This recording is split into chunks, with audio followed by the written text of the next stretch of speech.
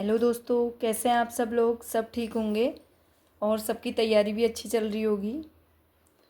आज हम सेक first paper का पहला प्रैक्टिस सेट करेंगे, ठीक है। जो हम उत्तराखंड हिंदी प्रवक्ता का एग्ज़ाम होने वाला है उसकी प्रैक्टिस सेट कर रहे हैं हम। उसका आज जो पहला पेपर होगा उसका चौथा प्रैक्टिस सेट करेंगे, ठीक है। इसमें देखिए, इनमें 150 क्वेश्चन होंगे। जो आपके एग्ज़ाम में भी 150 क्वेश्चन आएंगे, ठीक है। आप देख लीजिए, पहला क्वेश्चन है, विरह वारिस किसकी रचना है। विरह वारिस किसकी रचना है, यह है बोधा की, ठीक है। अगला प्रश्न है, जाति विलास के रचयिता हैं। जाति विलास के रचयिता हैं देव। अगला प्रश्न है, किस रचना को छंदों का अजायब घर कहा जा सकता है। कौन सी रचना है जिसे छंदों का अजायब घर कहा जा सकता है, वह है रामचंद्रिका। किसकी है ये रचना, यह है केशवदास की। अगला प्रश्न है, शालिभद्र सूरी की रचना का नाम है। शालिभद्र सूरी की कौन सी रचना है, यह है भरतेश्वर बाहुबली रास। अगला प्रश्न है, अमीर खुसरो किस नाम से जाने जाते थे। अमीर खुसरो और किस नाम से जाने जाते थे, यह जाने जाते थे तूतीय हिंद। अगला प्रश्न है, उपदेश रसायन के रचयिता कौन है। उपदेश रसायन के रचयिता कौन है, यह है जिनदत्त सूरी। अगला प्रश्न है, निम्न में से किस कवि को अपभ्रंश का वाल्मीकि कहा जाता है। अपभ्रंश का वाल्मीकि किस कवि को कहा जाता है, यह कहा जाता है स्वयंभू को। अगला प्रश्न है, किस कवि को अभिनव जयदेव के नाम से जाना जाता है। कौन कवि है जिसे अभिनव जयदेव के नाम से जाना जाता है, वह है विद्यापति। अगला प्रश्न है, निम्न में से कौन सी रचना व्याकरण ग्रंथ है। कौन सी रचना है जो व्याकरण ग्रंथ है, यह है उक्ति व्यक्त प्रकरण। किसका है यह, पंडित दामोदर का है, ठीक है। अगला प्रश्न है, प्रबंध चिंतामण के रचयिता का नाम है। प्रबंध चिंतामण के रचयिता हैं मेरुतुंग, ठीक है। अगला प्रश्न है, रचनाकाल की दृष्टि से निम्नलिखित कवियों को सही अनुक्रम है। निम्न कवियों का सही अनुक्रम क्या है रचनाकाल की दृष्टि से। पहले आ जाते हैं स्वयंभू, दूसरा पुष्पदंत, तीसरा अद्दहमाण, चौथा है हेमचंद्र। अगला प्रश्न है, डिंगल कवियों की वीर गाथाएं, निर्गुणियाँ, संतों की वाणियाँ, कृष्ण भक्ति या रागानुगा, भक्ति मार्ग के साधकों के पद, राम भक्ति या वैधि भक्ति मार्ग के उपासकों की कविताएं, सूफी साधना से पुष्ट मुसलमान कवियों के तथा ऐतिहासिक हिंदू कवियों के रोमांच और रीति काव्य के ये छहों धाराएं अपभ्रंश कविता का स्वाभाविक विकास है। यह कथन किसका है, लंबा कथन है, किसने कहा, यह कथन है हजारी प्रसाद द्विवेदी का। अगला प्रश्न है, कुंडलिनी के उद्बुद्ध होने पर जो स्फोट होता है उसे क्या कहते हैं। कुंडलिनी के उद्बुद्ध होने पर जो स्फोट होता है उसे कहते हैं नाथ, ठीक है। अगला प्रश्न है, माइकेल मधुसूदन दत्त कृत मेघनाद वध का हिंदी अनुवाद किसने किया। किसने किया, यह किया है मैथिली शरण गुप्त ने। अगला प्रश्न है, काव्य मंजूषा के रचयिता हैं। काव्य मंजूषा के रचयिता हैं महावीर प्रसाद द्विवेदी। अगला प्रश्न है, निम्न में से कौन सी रचना मैथिली शरण गुप्त की नहीं है। चार ऑप्शन है, इसमें से बताना है कि कौन सी रचना मैथिली शरण गुप्त की नहीं है। यह है प्रिय प्रवास। प्रिय प्रवास किसकी रचना है, सबको पता होगा, यह है अयोध्या सिंह उपाध्याय हरिऔध का। अगला प्रश्न है, निम्न में से कौन सी रचना राम नरेश त्रिपाठी की नहीं है। इनमें से कौन सी रचना है जो राम नरेश त्रिपाठी की नहीं है, वह है शांत पथिक। अगला प्रश्न है, अयोध्या सिंह उपाध्याय हरिऔध का प्रसिद्ध काव्य है। कौन सा काव्य है अयोध्या सिंह उपाध्याय हरिऔध का, यह है प्रिय प्रवास। अगला प्रश्न है, इनमें मैथिली शरण गुप्त की रचना नहीं है। कौन सी मैथिली शरण गुप्त की रचना नहीं है, वह है प्रेम पथिक। प्रेम पथिक किसकी रचना है, ये लोग आप सर्च करिए और नीचे कमेंट में बताइए कि प्रेम पथिक किसकी रचना है, आ सकता है एग्जाम में। अगला प्रश्न है, शुक्ल जी के अनुसार मैथिली शरण गुप्त है। मैथिली शरण गुप्त क्या है, यह एक सामंजस्यवादी कवि है। अगला प्रश्न है, गुप्त जी वास्तव में सामंजस्यवादी कवि हैं, प्रतिक्रिया का प्रदर्शन करने वाले अथवा मद में झूमने या झीमने वाले कवि नहीं। मैथिली शरण गुप्त पर यह मंतव्य निम्नलिखित विचारकों में से किसका है। किसने कहा, यह कहा है रामचंद्र शुक्ल ने। अगला प्रश्न है, मैथिली शरण गुप्त की निम्नलिखित रचनाओं में से कौन सी अनुदित है, मौलिक नहीं। कौन सी रचना है गुप्त जी की? वह है मेघनाद वध। ठीक है। अगला प्रश्न है, मेरे चपल यौवन बाल अचल अंचल में पड़ा सो मचल कर मत साल। ये काव्य पंक्तियाँ निम्न में से किसके द्वारा रचित हैं? किसके द्वारा रचित हैं? यह है मैथिली शरण गुप्त द्वारा। ठीक है। अगला प्रश्न है, निम्नलिखित में से कौन सा ग्रंथ मतीराम द्वारा नहीं रचा गया है? कौन सा ग्रंथ मतीराम का नहीं है? वह है रस रहस्य।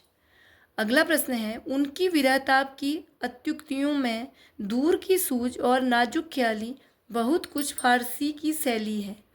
शुक्ल जी का यह कथन किस कवि के विषय में? किस कवि के विषय में है? यह है बिहारी के विषय में।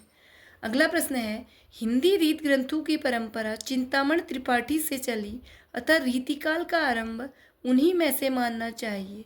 इस कथन के लेखक हैं, इस कथन के लेखक हैं आचार्य रामचंद्र शुक्ल। अगला प्रश्न है, भूषण बिनु न बिराजे कविता बनिता मित, उक्ति में कवि केशव ने अपनी कैसी अभिरुचि प्रकट की है? अलंकार प्रियता। अगला प्रश्न है, महाराज जसवंत सिंह के द्वारा रचित लक्षण ग्रंथ का नाम है? महाराज जसवंत सिंह के द्वारा रचित लक्षण ग्रंथ का नाम है भाषा भूषण। अगला प्रश्न है, अली कली ही सौ बंध्यो आगे कौन हवाल, उक्ति में कवि बिहारी का कौन सा रूप प्रकट हुआ है? कौन सा रूप प्रकट हुआ है? वह है उद्बोधक रूप। अगला प्रश्न है, जयपुर नरेश जगत सिंह के आश्रय में रहते हुए पद्माकर ने कौन सा लक्षण ग्रंथ लिखा था? कौन सा लक्षण ग्रंथ है? वह है जगत विनोद। अगला प्रश्न है, रामचंद्र शुक्ल के ने पद्माकर की भावमूर्ति विदायनी कल्पना की प्रशंसा क्यों की है? क्यों की है? क्योंकि इसके इन तीनों गुणों से युक्त शैली के कारण। क्या क्या है ये तीन गुण? यह है भाषा की ललित पदावली के कारण, लाक्षणिक शब्दों की छटा के कारण और सुंदर कोमल भाव तरंगे के कारण इनकी प्रशंसा की है। अगला प्रश्न है, निम्नलिखित में से कौन सी रचना घनानंद की नहीं है? कौन सी रचना है? चार ऑप्शन है इसमें, घनानंद की नहीं है। यह है रस विलास। अगला प्रश्न है, नीकी दई अनाकनी फीकी परी गुहार तजो मनो तारन बिरदु बारक बारन तारी। बिहारी के इस दोहे में व्यक्त भाव है, इसमें भक्ति का भाव है।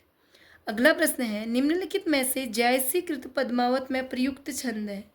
जयसी का जो पद्मावत महाकाव्य है इसमें कौन से छंद हैं? उसमें है चौपाई और दोहा। अगला प्रश्न है, हिंदी प्रेमाख्यान काव्य परंपरा से संबंधित असंगत कथन है? कौन सा गलत कथन है? वह निर्विवाद रूप से सभी प्रेमाख्यान तत्सम शब्दावली प्रधान अवधि भाषा में रचित है। यह कथन गलत है। अगला प्रश्न है, आचार्य रामचंद्र शुक्ल की दृष्टि से कौन सा कथन सही नहीं है? यह पद्मावत पूर्णतया ऐतिहासिक तथ्यों पर आधारित है। यह रामचंद्र की शुक्ल की दृष्टि से गलत कथन है। अगला प्रश्न है, मंजन कृत मधुमालती के विषय में कौन सा तथ्य सही नहीं है? यह इसकी कथा पूर्ण रूप से ऐतिहासिक है। यह गलत है। अगला प्रश्न है, अंगद पैच की रचना किसने की? अंगद पैच की रचना की ईश्वरदास ने। अगला प्रश्न है, मृगावती के रचनाकार हैं? मृगावती के रचनाकार हैं कुतुबन। अगला प्रश्न है, सन 927 आहा कथा आरंभ बैन कवि कहा मैं 927 का ईस्वी सन क्या होगा? यह होगा 1520 ईस्वी। ठीक है। अगला प्रश्न है, पद्मावत में उल्लिखित राजा रतन सेन कहाँ के राजा थे? यह थे चित्तौड़गढ़ के राजा। अगला प्रश्न है, रचनाकाल के अनुसार निम्नलिखित कवियों का सही अनुक्रम है? सही अनुक्रम में पहले आ जाते कुतुबन, फिर उस्मान, कासिम शाह और नूर मोहम्मद। अगला प्रश्न है, मुल्ला दाऊद की भाषा है? मुल्ला दाऊद की भाषा क्या है? ठेठ अवधी। अगला प्रश्न है, मैथिल कोकिल नाम से जाने जाते हैं? मैथिल कोकिल नाम से जाने जाते हैं विद्यापति। अगला प्रश्न है, विक्रम की 7वीं शताब्दी से 11वीं तक अपभ्रंश की प्रधानता रही और फिर वह पुरानी हिंदी में परिणित हो गई। यह कथन किस विद्वान का है? यह है चंद्रधर शर्मा गुलेरी का। अगला प्रश्न है, पृथ्वीजार रासों में कितने समय हैं? पृथ्वीजार रासों में कितने समय हैं? यह है 69। अगला प्रश्न है, चंद्रधर शर्मा गुलेरी ने साहित्यिक अपभ्रंश को किस नाम से पुकारा है? किस नाम से पुकारा है? यह है पुरानी हिंदी। अगला प्रश्न है, निम्नलिखित में से कौन सी रचना अपभ्रंश की नहीं है? 4 ऑप्शन है, इसमें से बताना है कौन सी रचना अपभ्रंश की नहीं है। यह है पाहुड़ दोहा। ठीक है। अगला प्रश्न है, विशुद्ध चरितावली जीवन चरित का लेखक कौन है? इसके लेखक हैं विशुद्ध चरितावली के माधव प्रसाद मिश्र। अगला प्रश्न है, अमीर खुसरो का मूल नाम क्या था? अमीर खुसरो का मूल नाम था अबुल हसन। अगला प्रश्न है, हिंदी में किस कवि को राजशेखर की उपाधि से अलंकृत किया गया? कौन सा कवि है जिसे राजशेखर की उपाधि से अलंकृत किया गया? वह है विद्यापति। अगला प्रश्न है, कीर्तिलता के रचनाकार हैं? कीर्तिलता के रचनाकार हैं विद्यापति। अगला प्रश्न है, अपनी पहेलियों और मुकरियों के लिए जाने जाते हैं, कौन जाने जाते हैं? यह है अमीर खुसरो। अगला प्रश्न है, निम्न में से मैथिली शरण गुप्त का कृष्ण काव्य कौन सा है? मैथिली शरण गुप्त का कृष्ण काव्य है द्वापर। अगला प्रश्न है, दिवस का अवसान समीप था, गगन था कुछ लोहित हो चला। यह प्रकृति चित्रण किस महाकाव्य से है? यह है प्रिय प्रवास से। अगला प्रश्न, दिवस का अवसान समीप था किस रचना से है? यह है प्रिय प्रवास से, जो है अयोध्या सिंह उपाध्याय हरिऔध का। अगला प्रश्न है, पारिजात महाकाव्य किसके द्वारा रचित है? पारिजात महाकाव्य है हरिऔध द्वारा रचित। अगला प्रश्न है, कुड़ाल गीत के रचयिता कौन थे? कुड़ाल गीत के रचयिता है मैथिली शरण गुप्त। अगला प्रश्न है, मैथिली शरण गुप्त के किस ग्रंथ में लक्ष्मण की पत्नी उर्मिला का सुंदर चरित्र चित्रण है? कौन सा है? वह ग्रंथ है साकेत। अगला प्रश्न है, मैथिली शरण गुप्त के साहित्यिक गुरु कौन थे? मैथिली शरण गुप्त के साहित्यिक गुरु हैं पंडित महावीर प्रसाद द्विवेदी। अगला प्रश्न है, निम्नलिखित में से मैथिली शरण गुप्त की रचनाओं का सही कालक्रम है? क्या है? पहला आ जाता है रंग में भंग, फिर भारत भारती, फिर पंचवटी और फिर साकेत। अगला प्रश्न है, द्विवेदी युग के किस कवि ने अपना काव्य ब्रज भाषा में लिखा है? द्विवेदी युग का कौन सा कवि है जिसने अपना काव्य ब्रज भाषा में लिखा है? वो है जगन्नाथ दास रत्नाकर। अगला प्रश्न है, हल्दी घाटी नामक प्रबंध काव्य के रचयिता कवि का नाम है? क्या है? वो है श्याम नारायण पांडे। अगला प्रश्न है, इनमें से कौन सी कृति केशवदास की नहीं है? कौन सी कृति है जो केशवदास की नहीं है? वह है अनेकार्थ मंजरी। अगला प्रश्न है, केशवदास को किस वर्ग में रखना समीचीन होगा? केशवदास रीतिबद्ध कवि हैं। अगला प्रश्न है, शिवा बामनी के रचयिता का नाम है? शिवा बामनी के रचयिता हैं भूषण। अगला प्रश्न है, निम्नलिखित कवियों के जीवन काल का सही आरोही क्रम है? कौन कौन कवि हैं? पहले बिहारी, फिर भूषण, मतीराम और देव। अगला प्रश्न है, निम्नलिखित रचनाकारों में से ललित ललाम के रचनाकार है? ललित ललाम किसकी रचना है? यह है मतीराम की। अगला प्रश्न है, इनमें से कौन सी रचना देव की नहीं है? कौन सी रचना है जो देव की नहीं है? वह है रसमंजरी। अगला प्रश्न है, इनमें से कवि घनानंद से संबंधित कौन सा कथन सही नहीं है? कवि घनानंद से संबंधित कौन सा कथन सही नहीं है? यह है भाषा की अभिधा शक्ति का सुंदर प्रयोग उन्होंने अपने काव्य में किया है। अगला प्रश्न है, रीतिकाल के नामकरण के संदर्भ में रीति शब्द किस अर्थ में प्रयुक्त हुआ है? रीति शब्द किस अर्थ में प्रयुक्त हुआ है? यह अलंकार, रस, गुण, ध्वनि, नायिका भेद आदि काव्यशास्त्रीय प्रणालियों पर आधारित रचना है। ठीक है। अगला प्रश्न है, इनमें से महाकवि बिहारी और उनकी सत्सई से संबंधित कौन सा कथन सही नहीं है? जो पहला कथन है यह सही नहीं है। प्रकृति का आलंबन रूप में चित्रण उनकी बहुत बड़ी विशेषता है, ये गलत है। अगला प्रश्न है, लोग है लागी कवित्त बनावत, मोहि तो मेरे कवित्त बनावत। यह काव्य पंक्ति किस कवि द्वारा रचित है? यह है घनानंद की। अगला प्रश्न है, निम्नलिखित विकल्पों में से जो संत काव्य की विशेषता नहीं है उसे छांटिए।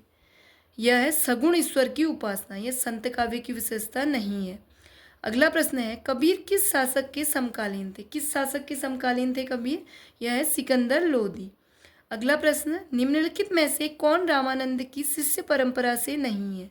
मलुकदास हैं जो रामानंद की शिष्य परंपरा से नहीं है। अगला प्रश्न, कबीरदास की मृत्यु कहाँ हुई थी? कबीरदास की मृत्यु हुई थी मगहर में। अगला प्रश्न है, संत काव्य नाम किसने दिया? संत काव्य नाम दिया रामकुमार वर्मा ने। अगला प्रश्न है, मसी कागज छुयो नहीं, कलम गयो नहीं हाथ, किसके विषय में कहा गया है? यह कबीरदास जी के विषय में कहा गया है। अगला प्रश्न है, अजगर करे न चाकरी, पंछी करे न काम, किसके द्वारा, किसने कहा है? यह कहा है मलूकदास ने। अगला प्रश्न है, रज्जब अली खां के गुरु थे। कौन थे रज्जब अली खां के गुरु? थे ये हैं दादू दयाल। अगला प्रश्न है, इनमें से कौन बाबरी पंथ से संबंधित नहीं है? कौन है जो बाबरी पंथ से संबंधित नहीं है? वो है पलटू साहिब। अगला प्रश्न है, ज्ञानमार्गी शाखा के कवियों को किस नाम से पुकारा जाता है? ज्ञानमार्गी शाखा के कवियों को संत कवि नाम से पुकारा जाता है। अगला प्रश्न है, दोहा चौपाई में लिखित पदों को क्या कहते हैं? दोहा और चौपाई में लिखित पदों को कहते हैं रमैनी। अगला प्रश्न है, दशरथ सुत्ती हूँ लोक बखाना, राम नाम का मरम है आना। इन पंक्तियों के माध्यम से कबीर क्या कहना चाहते हैं? इन पंक्तियों के माध्यम से कबीर कहना चाहते हैं कि मेरे राम नाम का मर्म कुछ और है। अगला प्रश्न है, कबीर के निर्गुण पंथ का आधार भारतीय वेदांत और सूफियों का प्रेम तत्व है। यह विचार किसका है? यह विचार है रामचंद्र शुक्ल का। अगला प्रश्न है, इनमें से कौन संत कवि नहीं है? तुलसीदास हैं जो संत कवि नहीं है। अगला प्रश्न है, रैदास किस धारा एवं शाखा से के कवि थे? रैदास निर्गुण धारा ज्ञानाश्री शाखा के कवि थे। अगला प्रश्न, इनमें से किस कवि का संबंध संत काव्य से नहीं है? वह है अग्रदास। अगला प्रश्न है, भाषा पर कबीर का जबरदस्त अधिकार था, वे वाणी के डिक्टेटर थे। उक्त कथन किस आलोचक का है? यह कथन है हजारी प्रसाद द्विवेदी का। अगला प्रश्न है, किस पंक्ति का संबंध उलटबासी से है? यह सदगुरु मारे बाण भरे, धरि करी सूंधी मूठ, इसका संबंध उलटबासी से है। अगला प्रश्न है, संत काव्य में शब्द से अभिप्राय है। संत काव्य में शब्द से अभिप्राय है गे पदों वाली रचना। ठीक है। अगला प्रश्न है, कबीर के काव्य की प्रमुख प्रवृत्ति नहीं है। कबीर के काव्य की प्रमुख प्रवृत्ति क्या नहीं है? यह शास्त्रानुमोदन। अगला प्रश्न है, रीतिकाल का समय था। रीतिकाल का समय क्या था? यह है 1700 से 1900 विक्रम संवत तक। अगला प्रश्न है, हिंदी के प्रारंभिक काल को वीरगाथा काल नाम किसने दिया? हिंदी के प्रारंभिक काल को वीरगाथा काल नाम दिया आचार्य रामचंद्र शुक्ल ने। अगला प्रश्न है, आदिकाल को प्रारंभिक काल नाम किसने दिया? आदिकाल को प्रारंभिक काल नाम दिया मिश्र बंधुओं ने। अगला प्रश्न है, आदिकाल को बीज वपन काल नाम किसने दिया? यह दिया आचार्य महावीर प्रसाद द्विवेदी ने। अगला प्रश्न है, हिंदी में हिंदी साहित्य का इतिहास सबसे पहले किसने लिखा है? हिंदी में हिंदी साहित्य का इतिहास लिखा है सबसे पहले शिव सिंह शेंगर ने। अगला प्रश्न है, हिंदी साहित्य के इतिहास लेखकों का काल क्रमानुसार सही क्रम में क्या है? सबसे पहले है मिश्र बंधु, फिर रामचंद्र शुक्ल, फिर राम कुमार वर्मा, फिर है हजारी प्रसाद द्विवेदी। अगला प्रश्न है, पुरानी हिंदी नामकरण किसने किया? पुरानी हिंदी नामकरण किया चंद्रधर शर्मा गुलेरी ने। अगला प्रश्न है, आचार्य शुक्ल के अनुसार हिंदी साहित्य का आविर्भाव कब से माना जाता है? आचार्य शुक्ल के अनुसार हिंदी साहित्य का आविर्भाव माना जाता है प्राकृत की अंतिम अपभ्रंश अवस्था से।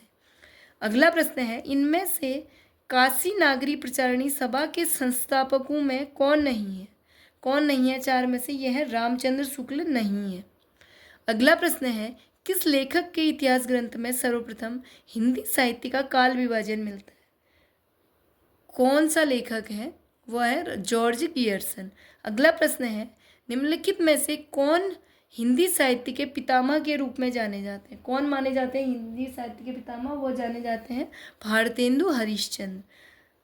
अगला प्रश्न है, यह आँख बड़ी बला है, इसका आना जाना उठना बैठना सब बुरा है, यह किसने लिखा है? यह लिखा है बालकृष्ण भट्ट ने। अगला प्रश्न, निज भाषा उन्नति है सब उन्नति को मूल, बिनु निज भाषा ज्ञान के मिटत न हिय का सूल, यह किसकी रचना है? यह रचना है भारतेंदु हरिश्चंद्र की। अगला प्रश्न है, हिंदी हिंदू हिंदुस्तान नारा किस साहित्यकार ने दिया था? यह दिया था प्रताप नारायण मिश्र ने। अगला प्रश्न है, भारतेंदु हरिश्चंद्र से संबंधित कौन सा कथन सही नहीं है? कौन सा कथन सही नहीं है? यह गद्य और पद्य दोनों में ही इन्होंने खड़ी बोली हिंदी का ही व्यवहार किया है। ठीक है, यह गलत कथन है। अगला प्रश्न है, इनमें से किस कवि साहित्यकार का संबंध भारतेंदु काल से नहीं है? वह है राधिका रमण प्रसाद सिंह, जिनका संबंध भारतेंदु काल से नहीं है। अगला प्रश्न है, भारतेंदु के हिंदी योगदान का स्वरूप है? यह है इनमें से सभी साधनों के माध्यम से। ये साधन है स्वयं रचनाएं लिखकर, समाचार पत्र निकालकर तथा भारतेंदु मंडल का गठन करके। अगला प्रश्न है, बद्री नारायण चौधरी प्रेम घन उर्दू में किस नाम से कविता? अगला प्रश्न है, अद्वैतवाद के अनुसार जीव और ब्रह्म एक है? अद्वैतवाद के अनुसार जीव और ब्रह्म एक है। अगला प्रश्न है, कृष्ण के साथ राधा की महानता संप्रदाय की विशेषता है? किस संप्रदाय की विशेषता है? यह है सनकादि संप्रदाय की। अगला प्रश्न है, कमल दल नैनन की उन्माद बिसरत नाही सकी मो मन तय मंद मंद मुस्कान, यह पदचरण किसकी रचना है? यह है रहीम की रचना। अगला प्रश्न है, निम्नलिखित को सुमेलित कीजिए और नीचे दिए गए कूट द्वारा सही उत्तर में चुनिए। यह विशिष्टाद्वैत है रामानुजाचार्य का, द्वैतवाद है मध्वाचार्य, शुद्धाद्वैत है विष्णु स्वामी का और द्वैताद्वैत है निम्बार्काचार्य का। ठीक है। अगला प्रश्न है, संवत 1375 से 1700 तक के साहित्य में कौन सी भावधारा परिलक्षित होती है? कौन सी भावधारा परिलक्षित होती है? यह है भक्ति भावधारा। ठीक है। अगला प्रश्न है, ओम जय जगदीश हरे की आरती की रचना किसने की है? किसने की है? यह की है श्रद्धाराम फुल्लौरी ने। अगला प्रश्न है, इनमें से कौन सा विवरण सही नहीं है? कौन सा विवरण है जो सही नहीं है? वह है हिंदी प्रदेश के पूर्वी भाग में जैन साधुओं ने हिंदी कविताओं के माध्यम से जैन मत का प्रचार किया। यह विवरण सही नहीं है। अगला प्रश्न है, अपभ्रंश के कवियों को विस्मरण करना हमारे लिए हानि की वस्तु है। यही कवि हिंदी काव्यधारा के प्रथम सृष्टा थे। यह कथन किसका है? यह कथन है राहुल सांकृत्यायन का। अगला प्रश्न है, इस पुस्तक की भाषा को कवि ने स्वयं अवहट्ट कहा था। इसमें बीच बीच में मैथिली भाषा के प्रयोग आ गए हैं। भाषा के अध्ययन की दृष्टि से इस पुस्तक का महत्व है ही। आचार्य हजारी प्रसाद द्विवेदी का यह कथन किस कृति के संदर्भ में? किसके संदर्भ में? यह है कीर्तिलता। अगला प्रश्न है, साधारणतः सन ईस्वी की 10वीं से लेकर 14वीं शताब्दी के काल को हिंदी साहित्य का आदिकाल कहा जाता है। हिंदी के प्रारंभिक काल विषयक यह कथन किस विद्वान का है? यह है हजारी प्रसाद द्विवेदी का। अगला प्रश्न है, चौपाई दोहे का सबसे पुराना प्रयोग शायद यही है। जो कुछ पुराना साहित्य उपलब्ध है उससे लगता है कि पूर्वी प्रदेश के बौद्ध सिद्धों ने ही इस शैली में लिखना शुरू किया था। सरहपा विषयक यह कथन किसका है? यह कथन है हजारी प्रसाद द्विवेदी का। अगला प्रश्न है, सुमेलित नहीं है। 4 है, उसमें से कौन सा सुमेलित नहीं है? यह है स्थूली भद्र रास विजय सेन सूरी। यह गलत है। अगला प्रश्न है, कुवलय माला कथा के लेखक है। इस कथा के लेखक हैं उद्योतन सूरी। अगला प्रश्न है, पुष्य या पुंड को हिंदी का प्रथम कवि किस आलोचक ने माना है? यह माना है शिव सिंह सेंगर ने। अगला प्रश्न है, रत्नाकार जोपम कथा पुस्तक का संबंध किससे है? किससे है? यह है ब्रजयानी सिद्ध से। अगला प्रश्न है, जे हाल मिस्की मकुन तगाफुल दुराई नैना बनाए बतियाँ, इस प्रसिद्ध पंक्ति के रचनाकार हैं। इस पंक्ति के रचनाकार हैं अमीर खुसरो। अगला प्रश्न है, इनमें से किस साहित्य इतिहास ग्रंथ को किशोरीलाल गुप्त ने हिंदी साहित्य का प्रथम इतिहास नाम से अनुवाद करके प्रकाशित कराया? वह है the modern vernacular literature of northern Hindustan का। अगला प्रश्न है, आचार्य रामचंद्र शुक्ल ने रीतिकाल का समय माना है। क्या माना है? यह माना है 1700 से 1900 ईस्वी विक्रम। अगला प्रश्न है, निम्नलिखित में से किसने हिंदी साहित्य का इतिहास नहीं लिखा? यह डॉक्टर नरेंद्र। अगला प्रश्न है, किस इतिहास लेखक ने अपने इतिहास ग्रंथ में लगभग 5000 कवियों का विवरण दिया है? वह है मिश्र बंधु। अगला प्रश्न है, आचार्य रामचंद्र शुक्ल के इतिहास ग्रंथ के कालों के नामकरण का आधार क्या है? क्या है? यह है युग प्रवृत्ति। अगला प्रश्न है, इतिहास लेखन की सबसे विकसित पद्धति है, यह है विधेयवादी पद्धति। अगला प्रश्न, आदिकाल और भक्तिकाल के बीच एक स्वर्णिम कड़ी किसे कहा जाता है? किसे कहा जाता है? यह है विद्यापति। ठीक है, ठीक है दोस्तों, 150 क्वेश्चन हुए।